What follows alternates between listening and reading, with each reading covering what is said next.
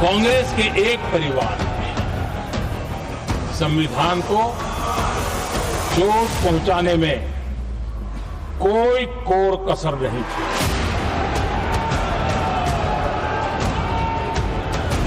हमारे देश में संविधान को नोच लिया, वो संविधान का शिकार करती रही, ये खून मुंह पे लग गया। संविधान के स्पिरिट को लहू लहान करती रही। हमने भी संविधान संशोधन किए हैं देश की एकता के लिए।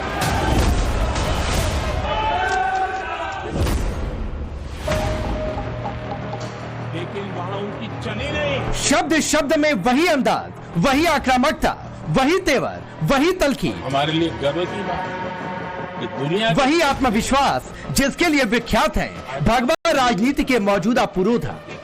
भरी हुई संसद में खड़े संसदीय राजनीति के सर्वोच्च नेता संविधान के मान सम्मान अभिमान पर बोल रहे थे। धारा प्रवाह बोलते हुए हिंदुस्तान के प्रधान ने अपने सबसे बड़े सियासी शत्रु को सवालों के चक्रव्यूह में खड़ा कर उसके ऊपर शब्दबाणों की बौछार शुरू कर दी। लहूलुहान लोकतंत्र के अतीत के पन्नों को पलटकर संविधान के अपमान वाला अध्याय बांटते हुए 140 करोड़ हिंदुस्तानियों के सबसे बड़े नेता ने देश की सबसे पुरानी पार्टी पर प्रचंड प्रहार किया। जब इंदिरा जी के चुनाव को गैर रीति के कारण, असंवैधानिक तरीके से चुनाव लड़ने के कारण अदालत ने उनके चुनाव को खारिज कर दिया और उनको एमपी पद छोड़ने की नौबत आई, तो उन्होंने गुस्से में आकर के देश पर इमरजेंसी थोप दी, आपातकाल लगा दिया अपनी कुर्सी बचाने के लिए। और उसके बाद इतना ही नहीं, उन्होंने इमरजेंसी तो लगाई, संविधान का दुरुपयोग तो किया ही किया, भारत के लोकतंत्र का गला तो घोंट ही दिया। लेकिन 1975 में 39वां संशोधन किया। यकीन से भरे प्रधानमंत्री नरेंद्र मोदी बिना लाग लपेट बोल रहे थे और विपक्ष में बैठे राहुल, प्रियंका गांधी समेत कांग्रेस के तमाम नेता सुन रहे थे। लोकतंत्र बीच बीच में शब्दबाणों पर उछल रहे थे, जोरदार वार पर बोल भी रहे थे, टोक भी रहे थे, मगर प्रधानमंत्री मोदी पूरे रौ में थे। यहाँ शुरुआत से ही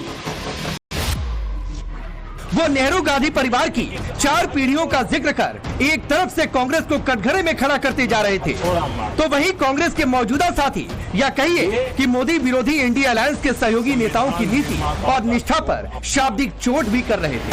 अपने मन की चीजें, यहाँ भी ऐसे कई दल बैठे हैं जिनके मुखिया भी सारे जेल में हुआ करते थे। ये इनकी मजबूरी है कि वहां जाके बैठे हैं, उनको भी जेलों में ठूस दिया गया था। आदरणीय सभापति जी, देश पर जुल्म तांडव चल रहा था, निर्दोष लोगों को जेलों में ठूस दिया जाता था। लेकिन वहां नरेंद्र मोदी के शाब्दिक नष्टा का असर इंडिया अलायंस के सहयोगियों के चेहरे पर परिलक्षित हो रहा था। कांग्रेस के नेता भी बेचैन से थे, बीजेपी के सबसे बड़े नेता यकीन से भरे हुए हैं, जबकि 6 महीने में ही वो गठबंधन इंच इंच बिखरा सा दिखा जिसने लोकसभा चुनाव में नरेंद्र मोदी को सबसे बड़ी और सख्त चुनौती दी थी, जिसकी वजह से नरेंद्र मोदी पहली बार अपने बूते नहीं सहयोगियों के बूते सरकार बना पाए। सबसे बड़ी पार्टी 240 सीटों पर सिमट गई। जून से दिसंबर आते आते देख लीजिए कि नरेंद्र मोदी एनडीए में सर्वमान्य नेता बने हुए हैं, जबकि इंडिया अलायंस में अपनी डफली अपना राग है। 2 सूबे में जीत के बाद पीएम मोदी फिर से आत्मविश्वास से भरे हैं, जबकि इंडिया अलायंस टूट रहा। मोदी विरोधी गठबंधन में गद्दी की लड़ाई शुरू हो गई। इस बार नरेंद्र मोदी के सत्ता में आने के बाद संसद में प्रधानमंत्री मोदी का ये दूसरा भाषण था। जानकारों की माने तो मानसून से शीतकालीन सत्र के बीच प्रधानमंत्री मोदी के शब्दों की मारक क्षमता में बेहिसाब बढ़ोतरी हुई है, जबकि उतनी ही तेजी के साथ इंडिया अलायंस के नेताओं का आत्मविश्वास ढहा भी है। और इसकी सबसे बड़ी वजह पिछले विधानसभा चुनाव में बीजेपी की जीत है।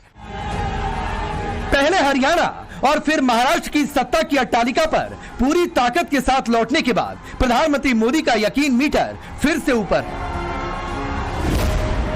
जबकि मोदी विरोधी गठबंधन 6 महीने में ही 180 डिग्री पर खड़ा है। हरियाणा में बेहिसाब विश्वास के बावजूद कांग्रेस चुनाव हार गई, बीजेपी की जबरदस्त वापसी हो गई। महाराष्ट्र में भी मोदी विरोधी गठबंधन ओवर कॉन्फिडेंस का शिकार हुआ और महायुति फिर जीत गई। उत्तर प्रदेश के उपचुनाव में भी योगी आदित्यनाथ ने बेहिसाब रफ्तार से वापसी की। महाराष्ट्र और हरियाणा सरीखे सूबे में पूर्ण समर्थन के बाद सत्ता में लौटते ही नरेंद्र मोदी आक्रामक है। यही आक्रामकता संसद में उनके शब्दों में तब प्रतिबिंबित हो रही थी जब वो इंडिया अलायंस की सबसे बड़ी पार्टी पर प्रहार कर रहे थे।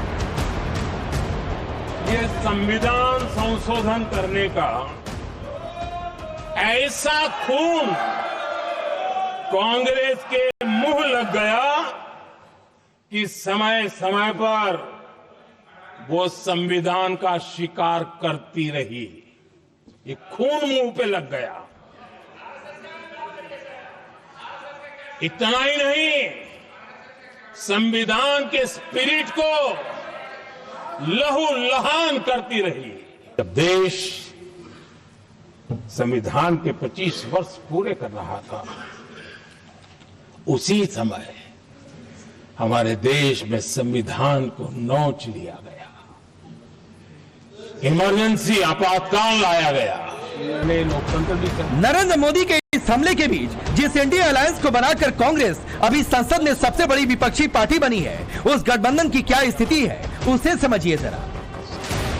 इंडिया अलायंस में फिर से नेतृत्व को लेकर शब्द युद्ध शुरू हो चुका है। इंडिया अलायंस रहने के बावजूद महाराष्ट्र में कांग्रेस बनाम समाजवादी पार्टी सरेआम हो चुकी है। चुनावी राज्य दिल्ली में कांग्रेस बनाम केजरीवाल हो चुका है। बिहार में कांग्रेस बनाम आरजेडी के सुर सुनाई पड़ने लगे।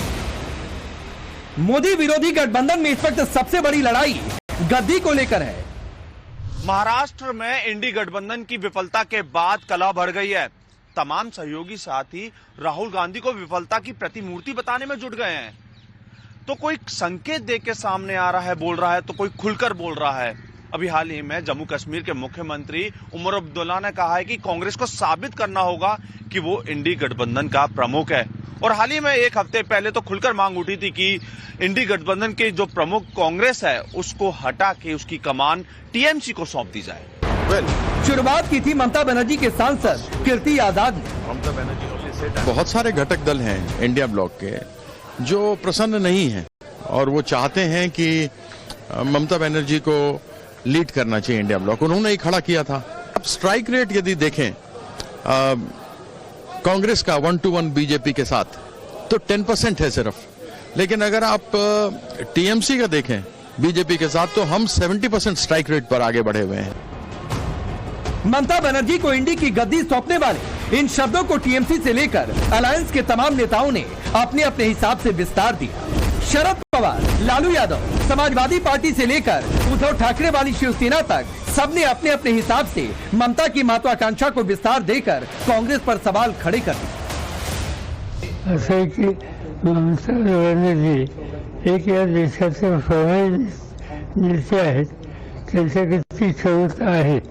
आज देशाच्या फायद्यामध्ये त्यांनी जे लोक निवडून पाठवलेत ते अतिशय कर्तव्यगार, जागरूक आणि कर्तव्य, त्यामुळे त्यांना म्हणण्याचा अधिकार आहे। कांग्रेस की वजह से नहीं होगा, ममता को दो। इंडिया ब्लॉक के बारे में अगर हमारे कुछ साथी हैं, चाहे टीएमसी हो, चाहे लालू जी हो, अखिलेश जी हो, उनकी एक अलग राय बनती है। हम सब मिलकर इंडिया ब्लॉक बनाए, सिर्फ कांग्रेस नहीं है। अगर कोई नई बात रखना चाहता है और इंडिया ब्लॉक को ताकत देना चाहते हैं, लीडरशिप बदलकर, और उससे ताकत बढ़ जाती है, तो उसमें विचार होना चाहिए। हालांकि जिन पार्टियों के नेता ममता बनर्जी के समर्थन में खड़े दिखाई दे रहे, उनके कार्यकर्ताओं, प्रवक्ताओं और पदाधिकारियों की इच्छा प्रबल है कि कुर्सी उनके नेताओं के हिस्से आए। शिवसेना यूबीटी के नेता चाहते हैं उद्धव ठाकरे को कमान मिले। आरजेडी के नेता का कहना है इंडिया अलायंस का सूत्रधार लालू यादव थे, लिहाजा वही सही रहेंगे। टीएमसी तो खुलकर ममता बनर्जी का नाम ले ही रही।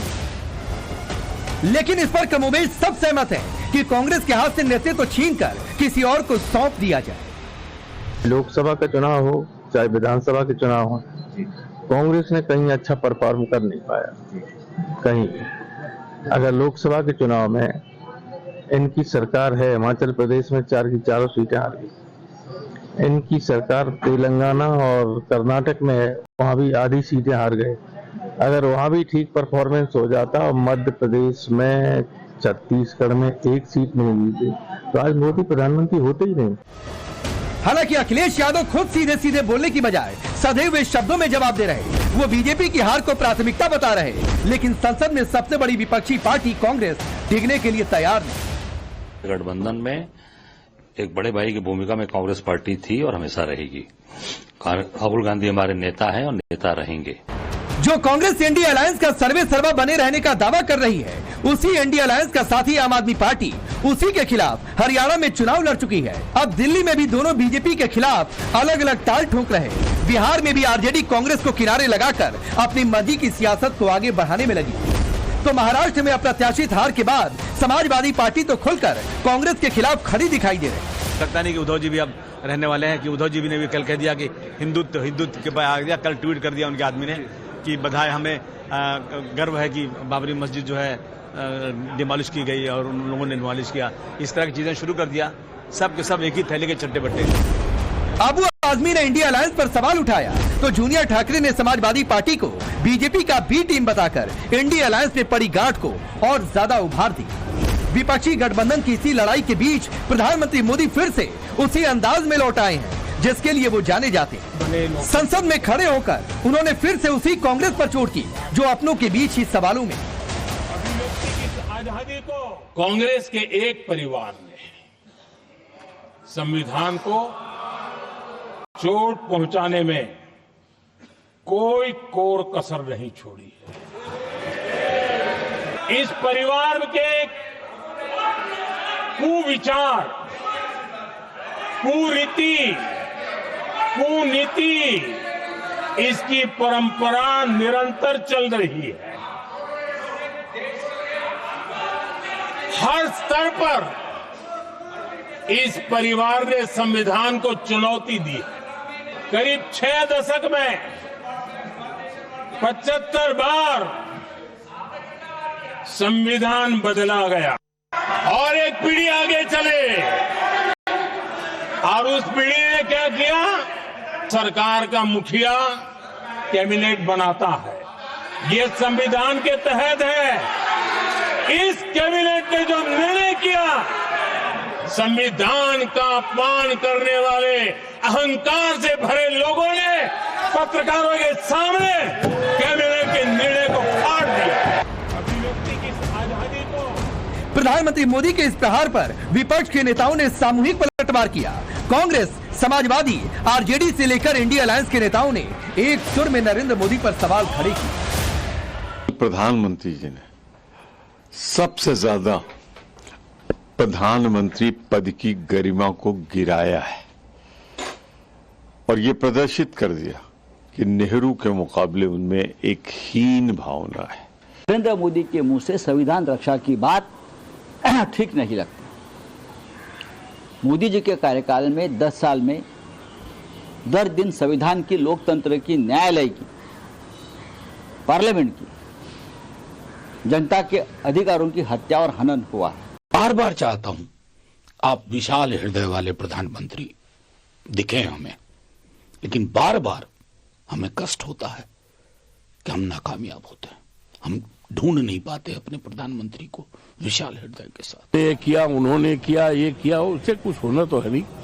आज आप क्या कर रहे हो भाई? 10 साल हो गया और आप प्रधानमंत्री देश के हो। आज आपने क्या किया?